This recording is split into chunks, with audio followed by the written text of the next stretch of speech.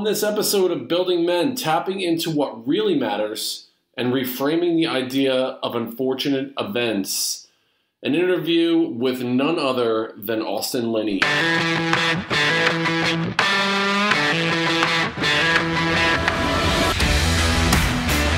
Welcome to the Building Men podcast. I'm your host, Dennis Meralda. Welcome to the Building Men podcast. My name is Dennis Meralda. Building Men is geared toward helping you become the strongest version of yourself, mentally, spiritually, emotionally, and physically. Today on the podcast, I'm honored to be joined by the host of the Construct Your Life podcast, co-host of the Brain Dump podcast, life coach, entrepreneur, business owner, probably one of the most influential people in my life, definitely over the last year, but probably over the course of my 44 years. There haven't been many people who have influenced me and have inspired me as much as my guest today. So I wanted to introduce everyone to none other than Austin Linney. Welcome aboard, Austin. Wow, I've got a lot to live up to. Yeah. It's interesting before we get started. Guys, life is interesting because if you're available for the message or something hits you in a moment, I had one conversation with Dennis, right? And his whole mentality shifted. Now he's built out a course. The podcast is going crazy. It's people don't show up for themselves. And if you have the mentality that one conversation, that one sentence, that one book could change when you're ready to hear it, your entire life could change. And I see it so often where I operated in the recovery space, for my free time, helping people in recovery, that one sentence, that one person believing in them, actually in their corner, can change your entire life. Because that's what I believe is the actual issue, is that people haven't had that person in their corner, right? Like, I don't think that your parents are your parents, but they're still your parents. Like, they're living their life and everything, but to have that third party dedicated person in your life can change your entire life. The fact that you brought that up to start with, that's amazing to me. I had one quote written down. I don't script interviews. I had one thing written down, and it's a quote that you said on Men on Purpose podcast with Ian Lobos, and the quote is, "Sometimes you don't believe in yourself enough to change, so you have to borrow the love of somebody else and what they see in you until you're strong enough to believe in yourself." That quote from that podcast really stood out to me. So the fact that you brought that up to start today, that really resonated with me. Well, isn't that the rub, right? I was just on a podcast, and that's what I was saying to him. It wasn't until I got around highly, highly successful men, mentors of mine, GoBundance, etc., that they were like, "Hey, brother, you got it." Like, the fact that you think you don't got it is really your problem, but that's okay. We'll work on that. But when they're telling you, like, "Okay, you want to make this much a year? Like, you can do that. That's easy." And you're like, "What? Like, what?" Because I truly believe that we're playing small all the time. And what I tell my team all the time is, if you can wake up every day and understand that Gary Vee thinks he's playing small, then we have work to do. Yeah. It's as simple as that. Because at the end of the day, the only person that dictates the opportunities that are available for you are you. And the issue being that look, perfect example. Got a new coaching client yesterday. What do they always tell me? No, I'm good. Like, I've had work, like, I've worked on myself. I love myself. And after 45 minutes, I go, "Your biggest problem is you don't love yourself truly." And she's like, "What the fuck are you talking about?" And I'm like, because it doesn't matter how many people I coach. It's the number one issue that's running through everything. It's so easy for everybody to help other people and support other people and do all that. But how do you feel about yourself? Like, do you really take the time necessary to understand that there is something that you were put on this planet for? Tap into that and only do that thing. If you do that, I promise you, you won't need extra stuff because you'll be living in your why. And coming from that mindset as well, there was such a long time that I felt like I'm fine, everything is okay, Everything looked a certain way from the outside. And I was really fooling myself for years and years. It's until you really start shedding that, like trying to break down those layers that exist, not only to the outside world, but in your own mind. I think all the journey starts with you have to take a deep, difficult look inside and be like, okay, what am I not okay with in here? And then how can I change it? What are the steps that I can take? And there has to be some big action that's associated with that. So that's what you do, is you help people stop the bullshit and take a deep look into themselves. I still remember one of our first conversations. You reached out to me and we were bullshitting a little bit, and you were asking me what I wanted to do. And I said I wanted to do an online course or a program. It's something I always believed in. And we talked about it a little bit. And there was finally one day you're like, and I'll never forget this. You looked into my eyes via Zoom and you're like, you said it in this really empathetic way. You're like, okay, fuck stick, get your fucking shit moving. Let's go. Fucking move, man. And that's exactly what I needed to hear at that time. So somebody said something to me the other day, and I think it wraps up my coaching. Nobody could describe it better. She goes, you have this amazing, delicate balance of compassion and whipping my ass at the exact same time. Right. Exactly. Yeah. So because here's the rub, is that the personal standards that we expect out of everybody else around us is very high, except the internal standards are very low for most people. Right. And it's really easy to let ourselves down too. That's what we do all the time. We don't hold ourselves accountable. We let ourselves down. We wouldn't do this to another person. We're really good at trying to inspire other people and giving other people advice, but we're not taking that advice ourselves.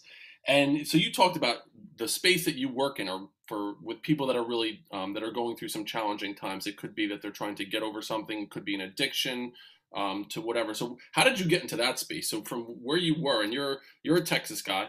So how did you get from where you started to kind of where you are now, where you're helping people going through these challenges and these battles internally?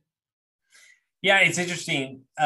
We were talking about on the podcast I was just on. One of my mentors told me, like, I was like, I had him on the podcast, and he's like, hey, like, do you want me to talk about your bio? And he was like, no, who gives a fuck? And he's like, I don't care.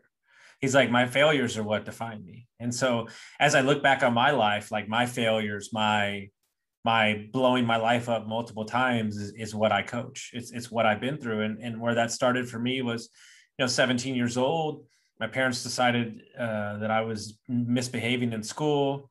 Didn't really give a shit about school. So they were like, look, military school or like the country. And so I moved out to the country, which is considered like East Texas. And like, so I went from like high end society, country club living to like a house out in the country and a small school, and worked in the restaurant business. And then in the restaurant business in the 90s, there was a lot of drugs and alcohol. And so I got introduced to cocaine, and then cocaine quickly led into methamphetamines. And then, was just not in a good, like, it's one of those scenarios where you say it's not that big of a deal. I think that a lot of people do that in life. Like, hey, I'm 60 pounds overweight. Well, it's not that big of a deal. Like, no, it took you a lot to get here. Yeah. And it's going to take a lot to get out of it. Like, so like I tell everybody, like Friday night using drugs, then turn into Saturday night, then turn into Monday, Tuesdays. And that's when it's taking up your whole life. And I got to a place where I was, I'd stayed up for like 8 days straight. I had lost like 25 pounds. I hadn't eaten. And I had an ex-girlfriend be like, dude, you look like shit. Like you got to get to there. That's when I packed up my stuff and I moved to Austin. And I don't know why. And I really don't. I wish I had a better answer, but I was done with the hard drugs. Wasn't done with alcohol, but was done with the hard drugs. Just realized that I was in a place where work was getting done. I was paying my bills, but it just, you're in this mindless loop of like, is this my life? Like, is this what I'm doing? And the scary thing about where we are in society is this could be with anything. Like this could be with Netflix. It could be with TV. It could be with work. It could be in your relationship. And the fact of the matter is we are so comfortable with being comfortable. And I think that when you're surrounded with, and I look back at the time, when you're surrounded by other people that are doing drugs on a Tuesday too, nobody's going to call you out because they're doing it with you. Moreover, they're the ones probably wanting you to do it on a Tuesday, right? And so until you remove yourself from that environment, until you make a shift, whether that's moving across the country, whether that's just getting out of that environment, you're going to stay the same. And that intentional discomfort is something that we absolutely need. I want to go back really quickly. I deal a lot with students and teachers and the impact that trauma has on our lives as adults. So there are these adverse childhood experiences that we go through. It could be, drug addiction of a parent. It could be loss of a loved one. It could be divorce. It could be abuse of some sort. But it happens to us between, when we're born and like 18 years old. But those things have a way of manifesting themselves physiologically in our adult lives. So you at 17 years old, these are your parents that, they're your guiding light. And now you're basically told you're either going to go to military school or you're moving to this other area to live with relatives or something. That's probably a traumatic experience for you. So as you look back at it, we never had this conversation before, but as you look back, do you think that had any impact on your kind of getting into using drugs and kind of going down that path because you kind of felt like you might have been kicked out or abandoned or something like that? It's the only reason. Yeah. I mean, what people don't understand is that, long story short, as I look back on it now, 6 months after I decided to move, me and my mom moved to Southeast Texas. My parents got divorced, and they've admitted it, but whether they're shitty communicators or whether I didn't want to see it, I then blamed myself for my parents' divorce. And I became, okay, because you couldn't behave in school and you couldn't do this is the case. And then there's the 20 years of stories that I placed on top of that. Like, here we go again. Austin's the troublemaker and all this stuff. So, for me, I truly believe that 17-year-old was the root of all the alcoholism, I think it was the predication and foundation for everything, really, to be honest with you. So you have an opportunity to go back and talk to yourself at 17 years old, right as that happens. What would you say to Austin Linney as a 17-year-old to kind of help him navigate the next 20 years of his life? I would say put down your swords. Like, put down having to feel like you're trying, because I think what we do, it's an interesting question. I think what we do is we immediately put up the walls to protect ourselves instead of just letting it be what it is. Like, right? Because what's interesting, right? I shared this on a podcast the other day, one of mine. Everything that I got talked down to about, or people were mad about, like, you talk too much, you're creative, you have too many ideas, you have a lot of energy, all those things, right? That are bad. Guidance counselor, teachers, like, hey, get your shit together, is what they champion me for now. So what I would tell that guy is, I would say, be kind to yourself. Just have a little grace. Like, understand that you're so lost in who you are that you don't even know what you're feeling, right? And I think as I talk to young kids and as I speak to them, I think that's the bigger emotion, is that we don't live a society on championing those gifts. We live a society on putting people in a box. Well, oh, you're a fucking troublemaker. Well, no, maybe just school's not a challenge for, like, does anybody understand? I had a fucking photograph. I have a photographic memory. And when I mean like I'd done 300 podcasts, and I can tell you what the 10th podcast was, and I can play the conversation to you in my mind. Like, so school didn't matter to me. It wasn't a challenge. I didn't find it fun. And instead of being champion for that, it was, Austin's always causing trouble. Austin's doing this. And so when and I'm not a parent, right? But when you're parenting kids, or you're empowering young kids, right? Instead of just saying, hey, don't do that, say, like, why are you doing that? But more importantly, like, what part of your personality, like, what part of it is shining through, right?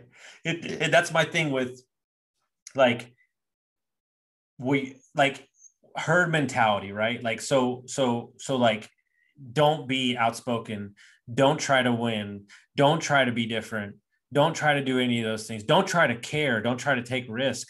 Like that's what we're teaching now, instead of like take risks. Okay, school's not your thing, but you built a business at 16 years old, and like, okay, great, like awesome, I support that. Like that's what we're getting away from, and that's what I hope that all this, podcasts and all these things is like celebrating it instead of like stamping it down. You hit on a couple points there that really resonate with me as well. One is the ability to give, especially middle and high school boys, as that was I worked a lot with kids that were facing challenges in middle and high school, having them understand it's okay to feel, it's okay to express yourself, because I feel like you mentioned people are put in a box and it's really difficult to share what you're feeling. And what I recognize that a lot of kids are going through the same shit, they just don't have this venue or this avenue to be able to share what they're going through. The other thing that I was thinking was school doesn't serve a student like you well. So you're really bright, but you're also, you probably had some like raging ADHD that you're like, you know what, I don't want to sit still, and like just your personality is your go go go. So one of my goals that I've realized, I mean, it's a pretty lofty fucking goal. I look at it as like, Game of Thrones, the fucking wall that's there that separates, Westeros from the wildlings. I want to break down the fucking wall that exists in education, because I feel like what we're doing is we're creating these cookie cutter molded kids that we're telling them how we want them to think.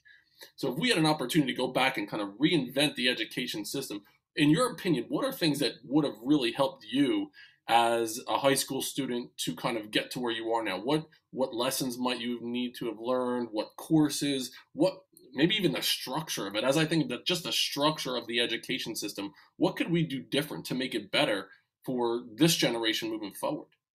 So, and I've rarely talked about this, but I'll talk about this with you because I guess I'm so far removed from it. Like the education system is a very interesting. I mean, we could do 7 hours on education alone, because I want to, like, let's be honest. Like I'm building, a couple businesses. I built some businesses. I've worked in the investing. I worked in private equity. I went to college. I dropped out of college 3 times. I have not used one fucking thing that I learned in school. I mean, not one. No offense. Who gives a shit what Civil War was fought? Who gives a shit about geometrical shapes? And like, it doesn't, we're not teaching them anything. And more importantly, if we really dive even farther into it, in the inner cities, in poverty-stricken neighborhoods, there's a lot of people that don't know how a fucking credit card works. There's a lot of people that don't know what a mortgage is, like how to get a mortgage. Like what you're not doing is you're not, now that we're talking about this, something I think that would be amazing is, oh my God, I just came up with the greatest idea ever. What if we made every student take a personality test and we matched the student with the teacher that teaches best to that personality? Like how amazing would that be? It's the same thing I do with my coaching clients. Right. What's your personality? How do you like to be talked to? How do you like to be congratulated? How do you like to be taught? Some people are visual learners. Some like, an email. Some don't want any of that. They're more on video. Like, what if you actually because I want to create a coaching network, right? Like, okay, you want to coach like men who are going through divorce. Well, boom, you go to Dennis. Like, oh, you need a trainer. Like you go to my buddy, Christian. Like you need to get your ass kicked. You go to Austin. You need to learn wholesaling. You go to that person. Instead of realizing that it's not one size fits all, it's who fits with what. And there was this guy, Howard Gardner. He's one of the educational theorists that we had to study in college, and basically said there are different learning styles. It's interpersonal, it's linguistic, it's kinesthetic, where maybe movement is more a part of what you're doing. It's intrapersonal, where maybe you need to go inside and learn things, just you in a book or you in a computer screen. And so I think you're onto something there. Just kind of trying to tailor. It's almost like a differentiated learning experience for the students. We taught in education, you talk about differentiated instruction where you want to kind of tailor to their needs, but it's still the same educator that's trying to kind of make it fit. It's trying to make a square peg fit in a round hole. What if we envision it in a way where this is what I have to offer? How can I best help the students that are there? Well, think about it this way. It's like asking, let's say you're a history teacher. It's like asking a doctor to teach a golf lesson. Like, what are we doing here, guys? Like what the fuck? Like you're doing, like, I would tell you right now that I believe the problem with corporate America, I'm 100%, I don't even need to ask. I know this is the problem, that 90% of the people doing a job are doing a job they shouldn't be doing. They're just filling a fucking hole in a peg. And guess what? We're doing the same thing in education, and it needs to stop right now. And you think about it, so there would be it's like not having enough nurses in a fucking penitentiary. That's what it is. It's like we're just filling warm bodies. But this is the youth of America. These are the people that are going to be the presidents, CEOs, and fathers and moms and we're just filling up warm bodies. It's not okay. It doesn't work that way. And not only that, I think there was always this preconceived notion that I know that for me, even though my parents never like specifically told me this, that you have to go to college. Like you have to graduate high school and go to college. Where I think that's such a falsehood now, especially what we've recognized over the last year. There's so much information out there at your fingertips that if you have the drive, you can find out what you need. You can hire a coach that can work with you. You can, do an online course. You don't have to go 5 years or 4 years into college and be $200,000 in debt. Well, what's interesting to me is that why are all my mentors, high entrepreneurs, achievers, why are they all homeschooling? They're over it, right? They're over it. And so as you said that, you just made me realize something. Like, I'm going to get coaches for my kids, like a fitness coach, a spiritual coach. They're going to have a team of coaches. I'd rather have somebody specialized in exactly what they do and let them stay in their lane and cultivate a young human's mind than have some random Betty, or Frank, who, it's like what's the joke? Like, your business professor is teaching you business, yet he's never started a fucking business. Right. So as you're talking about that too, here's something to think about. Most teachers that most students experience, probably between the ages of kindergarten and say like 6th grade, are, let's call it what it is, they're white females. They're pretty much like young men. Like, as we think about it, I look at my own experience, and I might have had a male teacher say in like 4th or 5th grade, but other than that, like, young men are getting raised with white females kind of dictating to them the curriculum based on their own schema, their own perception of the world. I'm not saying there's anything wrong with that, but let's just say that that's where they're getting a lot of their information from. So when do young men understand what it's like to be a man growing up in society? Like, when do they understand what masculinity means? At what point in our educational system do we start to talk to men about masculinity? And the answer is never. It doesn't ever happen that comes out. Yet we want our men to be men. Females want men to be masculine, I would think, but they're never taught in any way, shape, or form. If they don't have a positive male role model or influence in their life, where do they get that information from? Do they get it from social media? Do they get it from watching porn? Like, where do they understand what being a man really means? No, they don't. I mean, it's as simple as that. I mean, we've removed what's interesting, and just because I'm in this space, I can't tell you how many people are successful in real estate or business or whatever, or great agents or whatever they are. And you know what their answer is all the time on the podcast? Like, where'd you learn your information? YouTube.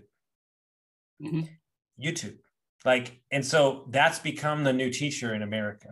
Like, YouTube's the teacher. And so until we decide that for our family and our safety and for us and for everybody involved that we deserve better, we won't get better. And it's going to take standing up and actually taking ownership of the fact that we're still have a school system that is built off stuff from 1910, and we're not in 1910 anymore. Like, it's the one thing that hasn't changed. It just blows my mind out of my body. Absolutely. Also, I even want to re-envision how we look at how students are assessed. Like, grades are such an antiquated thing, in my opinion. It needs to be more about the journey than the destination. When we're assigning a numerical grade to effort that happens, learning ends at that point. So you hand something to me, Austin, way to go, 92. You take it back. Okay, I'm done with whatever that assignment was.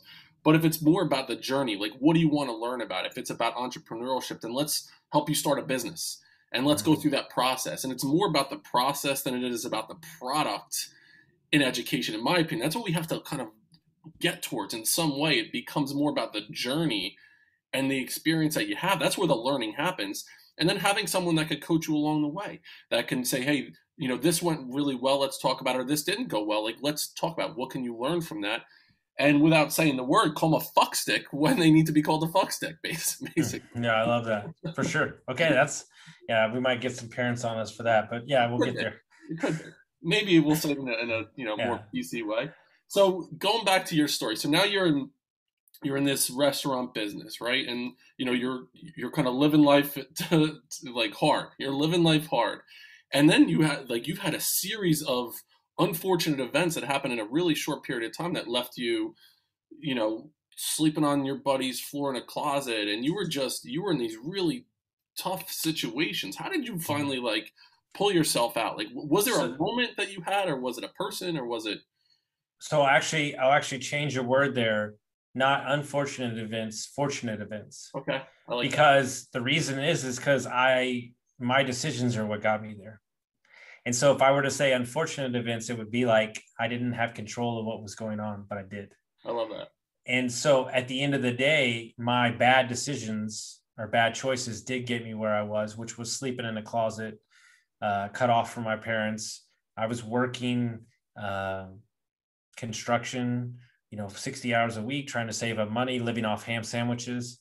And a guy asked me on a podcast, he said, when you were living in that 150 square foot closet and you were working like 60 hours a week, like I went from a, 4,500 square foot house or 3,000 square foot house on a golf course to that closet. He said, how did you get out of there? And I said, look, regardless of whatever happened to me, my default mechanism has always been to get to work. Action begets what I need to do. And so, for me, as much as I kicked the hard drugs, I was still drinking, I was still kind of playing the victim, but I was better. I was definitely moving in the right direction, and, proceeded to always work hard. But just because you're working hard doesn't mean that you were getting stuff done.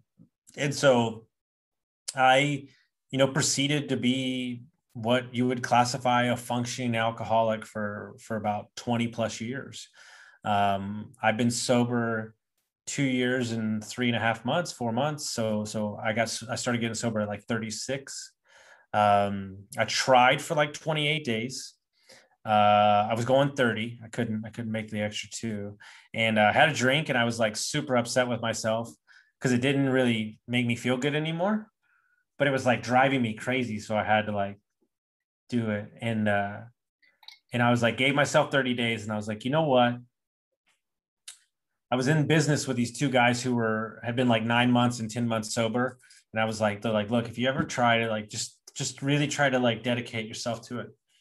So I was like, all right, so I'm going to go like 60 days. I was like, I can make 60 days. So like, I got to like day 30 and I'm like, all right, I feel all right. I feel good. And then so I got to like day like 60 and I was like, well, what if I went like 6 months? Like, what would that look like? Like, holy shit. And like day like 45, I started feeling like really good, like really, really good. I started losing some weight. And I got to like 6 months and I was like, what if I went like 9 months? Right. And then I was like, shit, I feel great. Like my life's changed, like, so I was like, fuck, what if I went like a year? And so like that year turned into like year 2. And I've lost like 65, 70 pounds. And it's interesting because people ask me all the time, like, do you think you're ever going to drink again? And I'm like, I could, but I don't want to. Right. And it's not that it has anything to do with it. It's that like I ask my coaching clients to do this, and I ask myself the same thing, like chase the feelings that feel the best. And at the end of the day, I'm at such a place right now where I never think about it ever. And here's the problem with addiction is that you think that's never going to go away. That's the question I get asked the most. Like, are you ever going to not like fucking want it so bad? And like at some point, it just really does. But here's the interesting thing, and I hope this resonates with everybody who's ever had addiction or is going through it currently, is stopping drinking is not the problem. The problem is that your identity of who you see yourself as is a drinker. And so to remove that from your identity and leave you with nothing, an identity that you're not familiar with, is the actual scary part of addiction. Because then you have to be the you that's inside that only you can see when you're not drunk. So maybe you go to a party and you kind of like the person who comes out who's a little bit more outgoing, a little bit more demonstrative, a little bit more able to, recognize those social situations. And if you're left without that buffer that exists, then it's just you on the inside. And maybe people are afraid to let that person come out. Well, more importantly, you're afraid to let that person come out because you don't even know who that person is anymore. And so that's where the coaching comes in. That's where we're like trying to strip away the stories and the BS and the everything. And at the end of the day, I hate to give everybody a secret, is they come to me and they're like, well, this is what I think. This is what I think. This is what I think. And I go, bullshit, bullshit, bullshit. It's all bullshit. It's all BS. It's predicated on some. And here's the scary thing is the moment that you start getting better, your friends and family start getting pissed off too. And it's not that they're upset that you want to get better. It's that you're a mirror onto their life. And so for you to get better makes them look at their own self. So they're going to get frustrated and they're going to lash out. And so the not drinking is not the biggest issue. It's all the things that change around you that push up against you is actually harder to stay sober than the actual not drinking part. Do you think that you being in a coaching space has helped you battle it could be the cravings or the mindset that goes along with it? Because like you're dealing with people every day that are experiencing, overcoming it, or that they're in the throes of the demons that are trying to pull them back down. Do you think that has helped you stay away from it? That you're seeing people on a regular basis, you're like, hey, let me help you, or if you weren't involved with coaching at all, do you think you'd be as successful as you are right now? I know this. I think unknowingly I've created kind of a social accountability that I don't have a choice but to be amazing. I know it sounds so stupid, but it's like, but at the end of the day, Tim Grover and Andy Frisella were talking about this morning. Like, how can you be a leader of people if you're not a leader if you're not taking care of yourself? And so if my coaching clients see me slipping, they're not going to be inspired by me. So what the fuck are we doing? Patrick, who you're going to talk to on Monday, he said something to me that changed my life. He said he said the moment that he wanted to change his life and be a leader and an inspirer and a motivator. He said, God fucked his shit up for 2 years. he said he held me down underwater and he said, oh, okay. You decided that you want to carry the burden of being a leader of men. I'm going to see how bad you want it. And I'm going to beat you up. And I feel like that's what I've been going through. Yeah. It's like, oh, you really want to inspire people and you really want to help people? Well, we're going to throw you every curveball and every mountain that you can see, and we'll see how bad you want it. It's like your comment. I made the mistake of saying series of unfortunate events. I should have checked myself. I interviewed this guy named Greg Lewis on the podcast a while back, talking to him about, he had a difficult situation where he was going to play professional basketball in Greece. He signed a contract. And a week before, he got into a debilitating car crash, and he broke 2 vertebrae. He severed muscles in his shoulder, and he would never play basketball again. And at the time, he went into this deep depression, and he realized, had that not happened, he wouldn't be in a situation where he's leading men now. He said, there are no losses in life. There are lessons. He said, every L that you think about is a lesson, not a loss. So all that shit that you went through when you were going through the throes of alcoholism and drug abuse and sleeping on the floor in your buddy's closet, it wasn't a loss. Those were lessons that led you to where you are now to inspire other men and other women. Well, what's interesting, right, is now we've got to a place, and I'm not perfect, nor do I claim to be, but now I've got to a place in my mind where it might not happen in the initial moment, but moving forward, I get there, is that I don't look at anything as a problem anymore. I literally look at it like when I got divorced, my first thought was, man, I'm going to be able to help out so many people with this. It's not like, look, guys, it's not like I'm seeking out these things, right. But now it's a thing of like, okay, lost your job, restaurant business for 20 years, wanted to get out. Oh, I can see it. I can help you.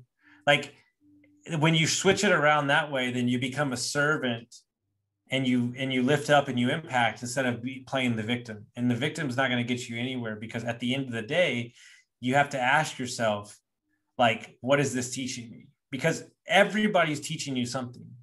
And more importantly, to piggyback on that, every decision or every choice is your choice. Like being on this podcast is a choice. Not working out this morning is a choice. Showing up in a bad mood is a choice. It's all a choice. But we're walking around thinking that it's not a fucking choice. That's the issue. Isn't it amazing that we have a choice every day whether or not we want to be happy? Mm-hmm. We have that choice every single day. No matter what happens to us, it is up to us. We can choose our attitude in every single situation we encounter. I want to ask you a question because we've both been through the same thing. In the midst of a divorce or in the midst of a marriage falling apart, there's aspects of whether or not you want to admit it out in public or not, that I'm not good enough. This is a failure and I'm never going to be loved again. Oh, I'll tell you, that goes deep with me. That goes. But yeah, look at us now. Yep. Both you and I. I'll tell you, Austin, that goes back to me as like in my experience as a kid, where I felt like I had been abandoned at several times in my life. Like really close friends that I had growing up. Like I recount like 4 really close friends from the time I was in elementary school through high school, even into college, where my best friend in college, he was my best man at my wedding. I was the best man in his wedding. We both were pitchers together in college. He moved down to South Carolina in the middle of the night pretty much. So from the time I was little, like a couple of friends moved away. One friend was an alcoholic and he went through a rehab program. They told him, you can't be hanging around the same people that you were drinking with.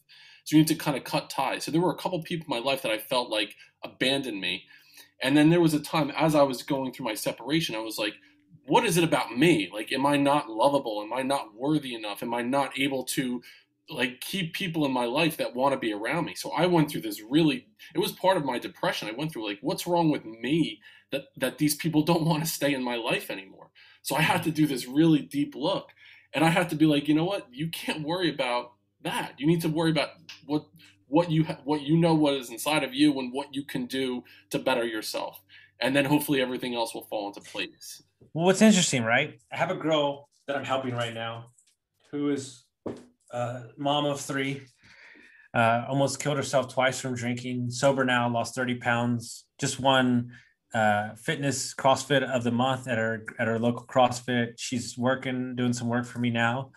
And I sent her a text this morning that I think is very relevant for this conversation. She's doesn't know a ton about investing, but doesn't know anything. And we focused on mindset first and getting healthy and all that stuff. And now we're focusing on some business learning stuff, some time management. And I texted her, I said, you invested in yourself. And now it's time to focus on investing in your future. But the rub is this. We think we invest in our future first and our self last. Mm-hmm. And that's the problem. When people see all the weight I've lost, people that are enlightened, people that see the whole picture, they don't say anything of, man, you look sexy. Oh, you look like you lost a bunch of weight. You look great. You know what they say to me? You look happy. Because I did it this way. I went from the inside out, not the outside in. Absolutely. And I believe it all has to happen. It has to happen together. Like the physical, I think the physical step has to come first. You have to take the action first, but the next move is you have to look deep inside and say, why am I going on this journey? But it can't just be the physical shit. You have to work on the mindset as well. That's such a huge part of it, and part of it is confidence. Well, the problem is the big aha moment that I had that changed my life was I realized that was what was killing me was the internal promises that I broke to myself for 36 years. The stopping, the starting, the everything, and realized that it was all on me. And the moment that I switched it around and started trying to win the day and create little victories and lean on health and lean on working out, was the quickest way to small wins that placated.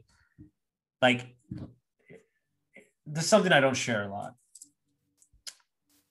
When I sign up for something, I don't give a fuck if they land a fucking B-25, a bomber in my fucking driveway, or the world's on fire. I'm going to go work out.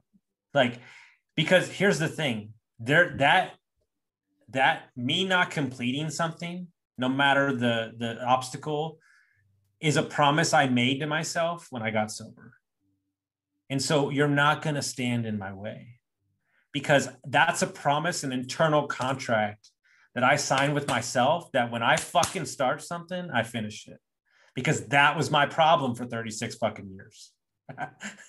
And I can speak to that truth from my personal experience with you. You and I had a couple Zoom meetings set up with the big Brit from the other side of the pond, Luke Mace. And it was like, I want to say it was like 7:00 here in New Jersey. It was like 5 a.m. in Texas, and it's, maybe noon where Luke was. And you're like, listen, I'm here, but I'm on the elliptical right now, or I'm training, or I'm like, you're doing lat pull downs as we're talking, because you were showing up for that meeting no matter what.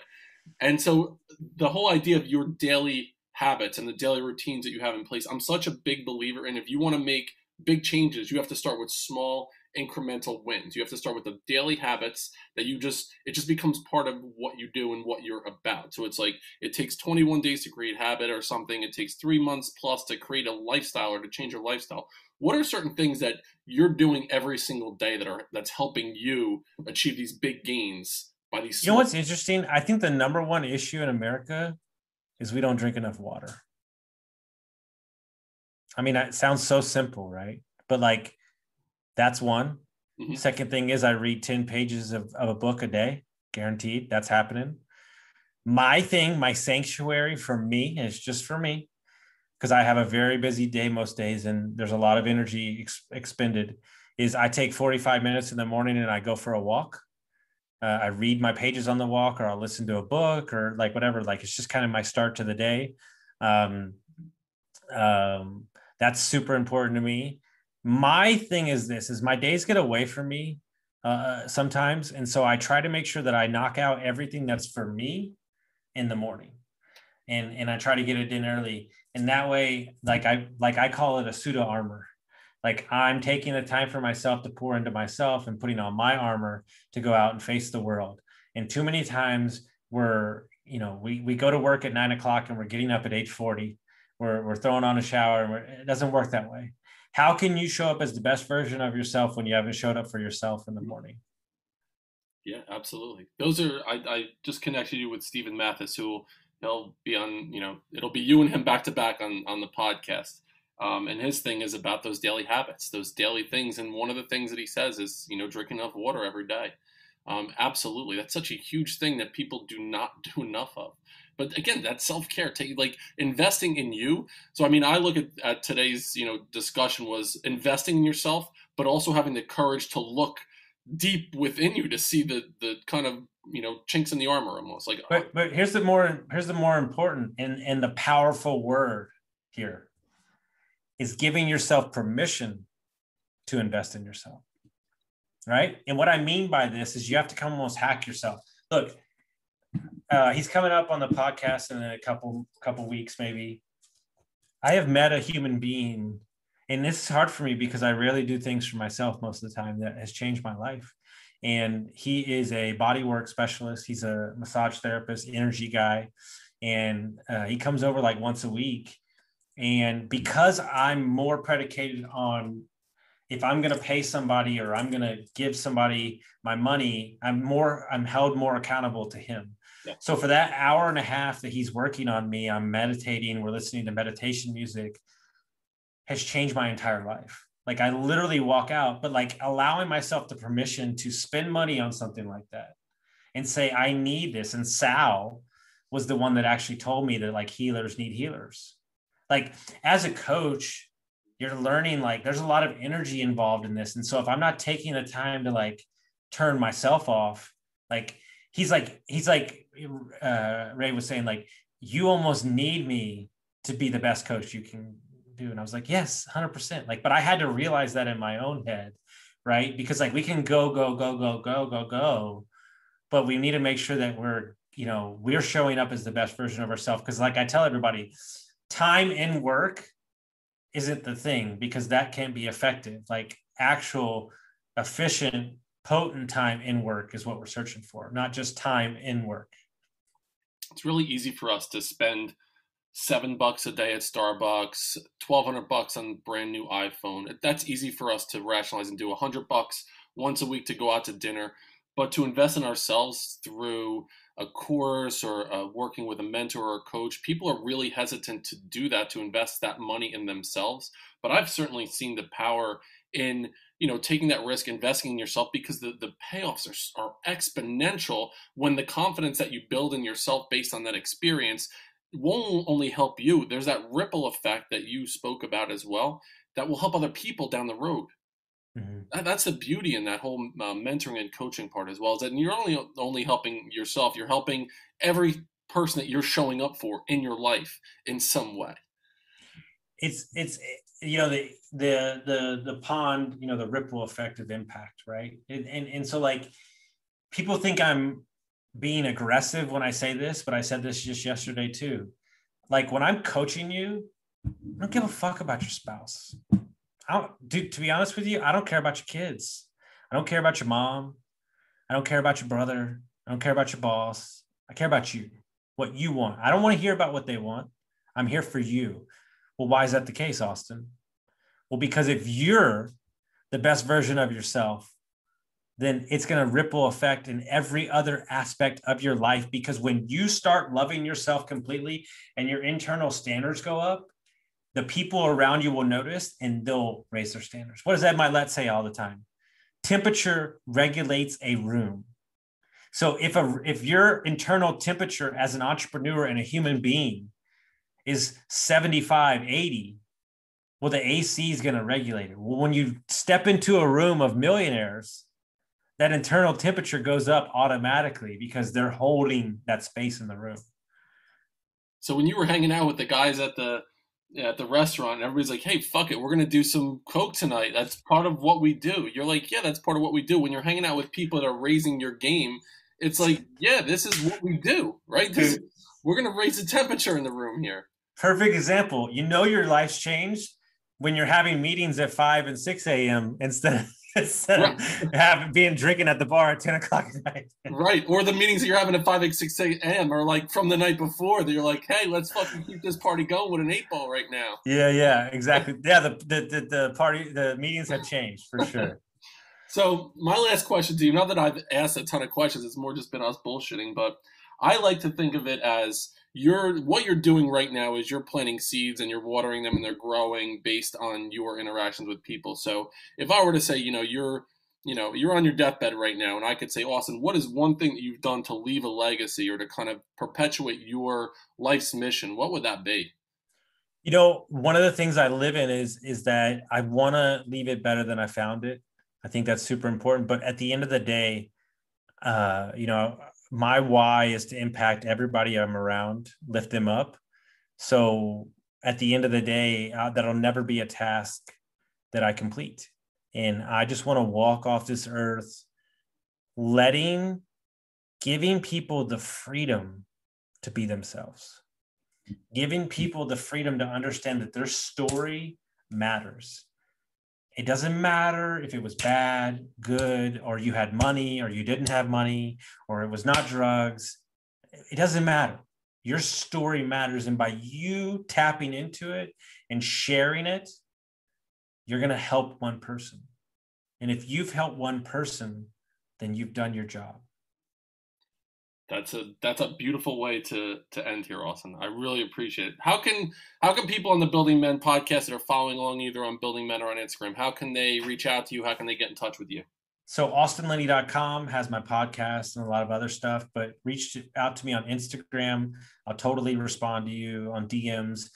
Construct Your Life podcast is the podcast, and then we have Brain Dump podcast.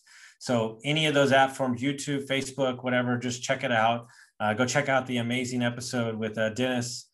He crushed it, and then we'll go from there.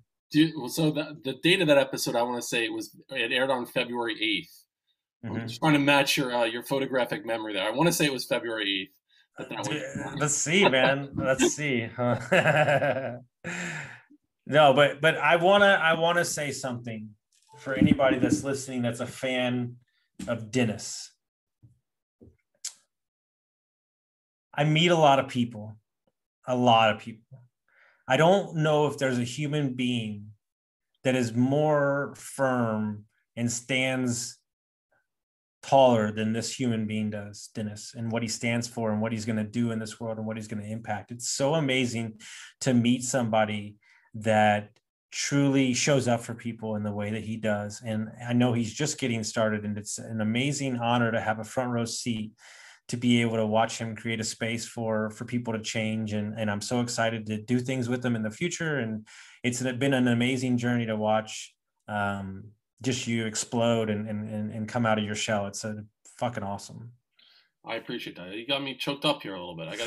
I don't have any tissues in this room right well, now. Good. Somebody's going to cry on this podcast. Thank goodness it's not me, because normally it's me. But yeah.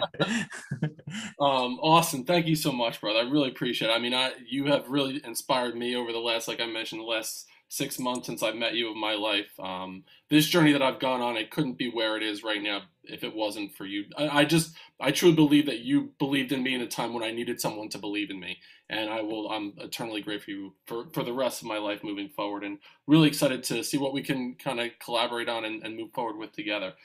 So I'll put all the information on how to contact Austin Linney in the show notes on the podcast. I'll also put some stuff up on Instagram for people to take a look at. To reach out to me, email is buildingmencoach@gmail.com. The Instagram is building.men. On Facebook, it's Building Men Podcast.